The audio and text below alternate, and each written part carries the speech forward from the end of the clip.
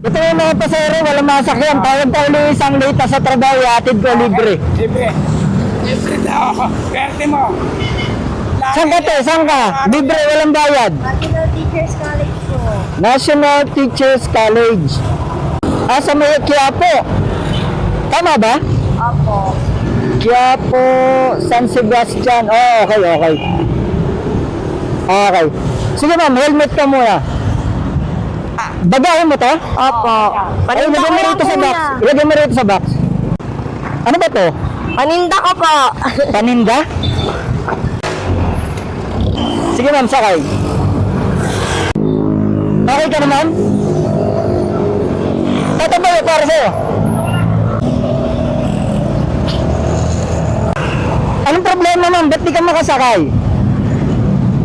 Wala pong na-accept ng booking ko po eh. Nagbubook ka ng motorcycle taxi? Opo. Wala nag-a-accept? Opo. Ay, rush hour kasi ma'am.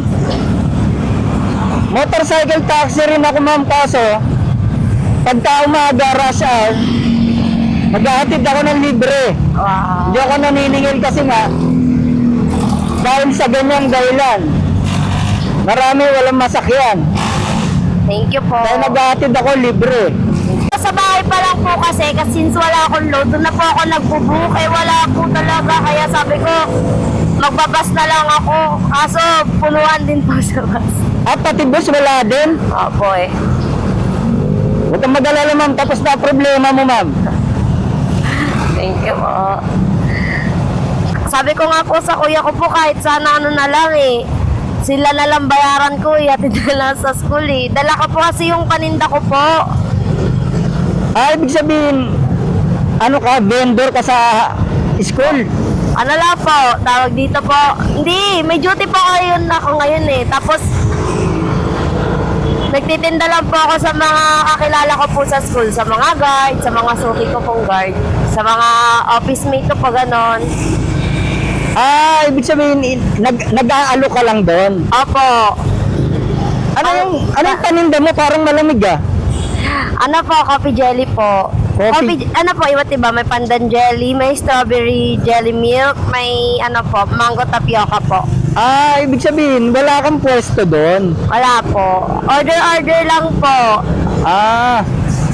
Pandagdag bayad ng tuition fee. Tuition fee? Opo. Nag-aaral ka? Opo. Second year college na po.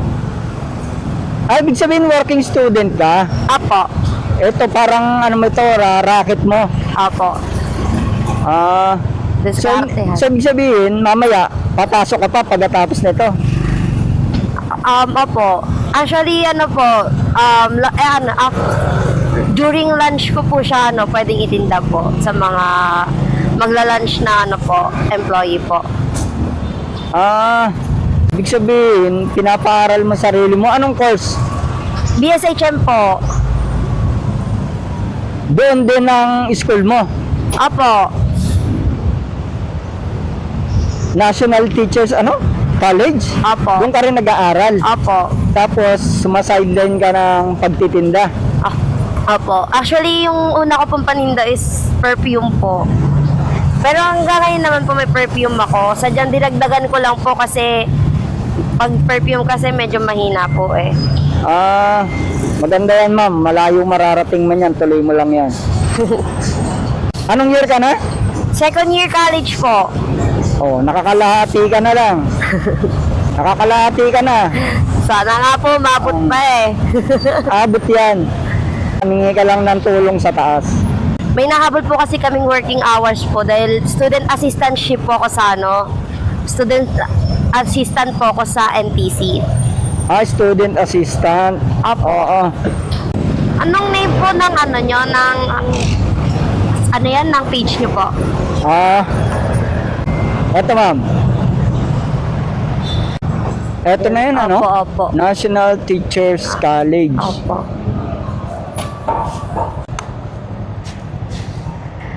Thank you so much, Kuya. Ano pong name niyo po? Ayan po. Kuya Nas. Yan. Kuya Nas, thank you so much po. First time ko po ito, Kuya eh. Tapos kung kailan dito, nasa mahirap na kalagayan pa. Yun naman dahilan kaya ako nagre-rescue dun eh. Tulungan kita. Thank you so much po Ano, umabot ka ba sa ano mo? Ako, tinatawagan na po ako kasi yung mga order daw po eh. Tinatawagan. Ayan, ang mahalaga, nakarating ka. Opo, thank you so much po. You're welcome po, you're welcome. Ito na yung mga paninda. Salamat po. You're welcome po.